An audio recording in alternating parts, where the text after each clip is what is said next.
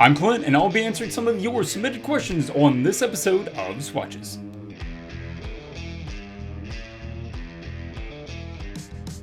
I was contacted by a student recently who asked whether or not they could send me some interview questions as part of a school project. I said, sure, as long as I could record a video. That way, other people that might be interested in the answers could have access to that as well.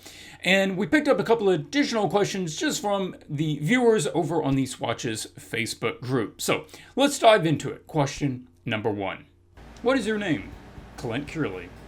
Number 2. Do you have any specific degrees? No, I don't have any degrees, although I did look into the option of going to college or university when I was younger. I decided against it as the art industry really doesn't care whether you have one or not in order to be employed.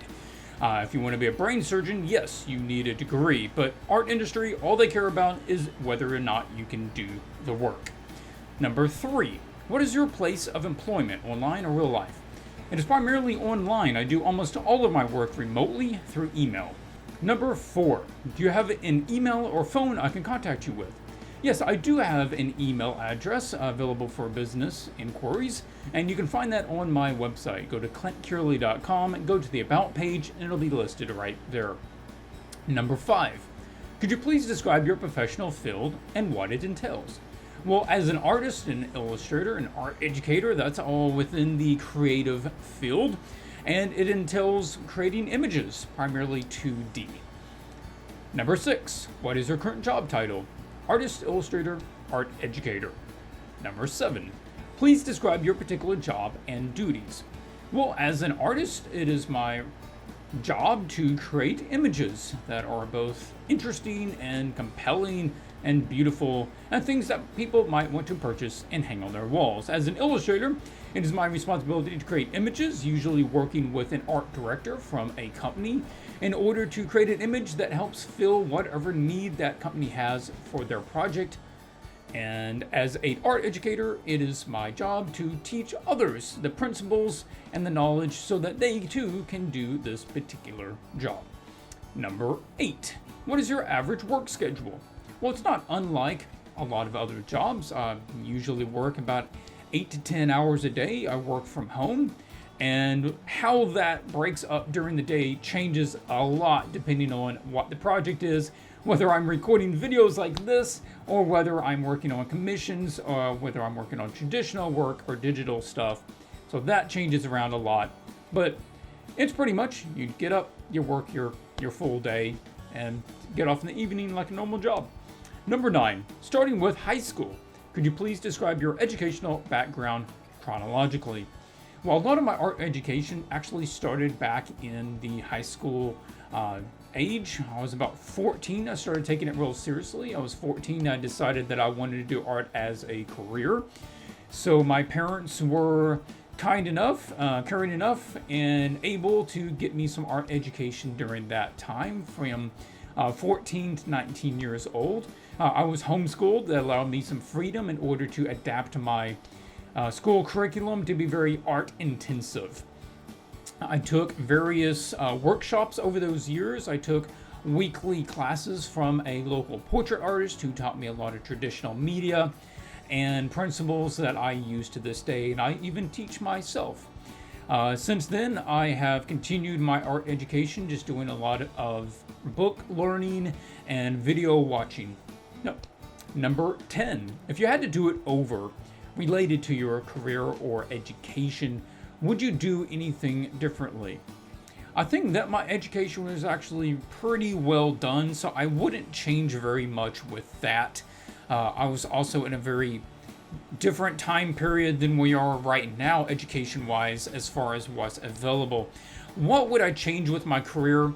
Well, when I got out of high school at the age of 19, I started working as a graphic designer, and I continued doing that for 8 years.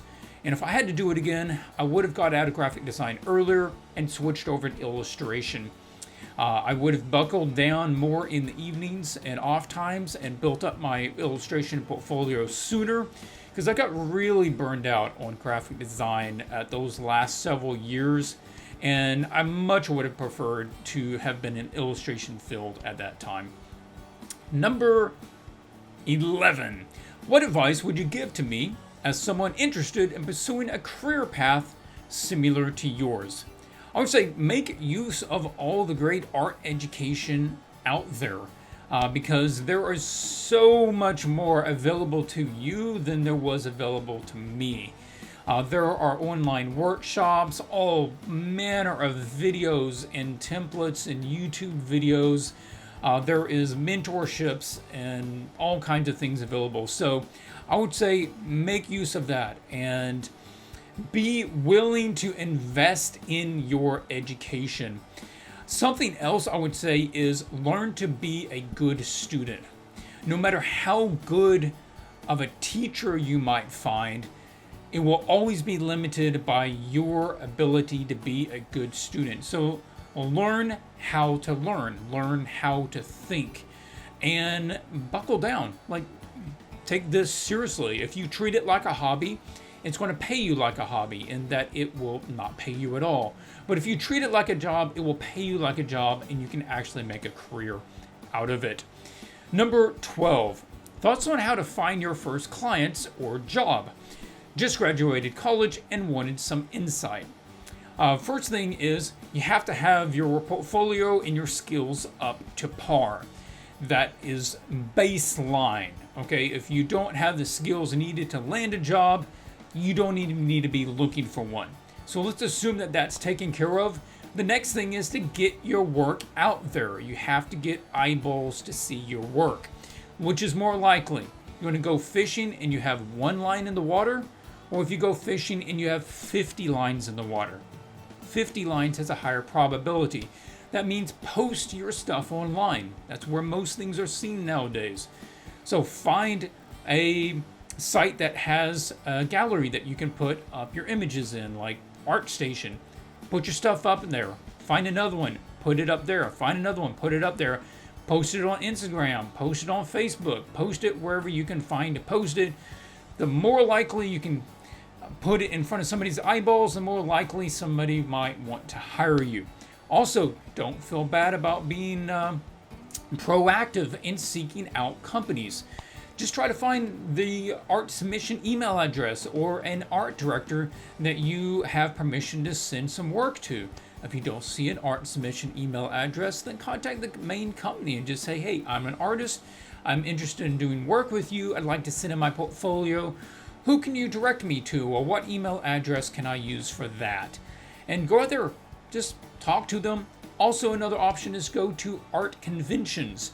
And usually there are art directors out there who set aside time to talk to people. Or maybe you go to other companies. Sometimes companies have places in art conventions, and you can just go to talk to somebody at that company and say, I love the work your company does. I think it's something that my art would fit well with.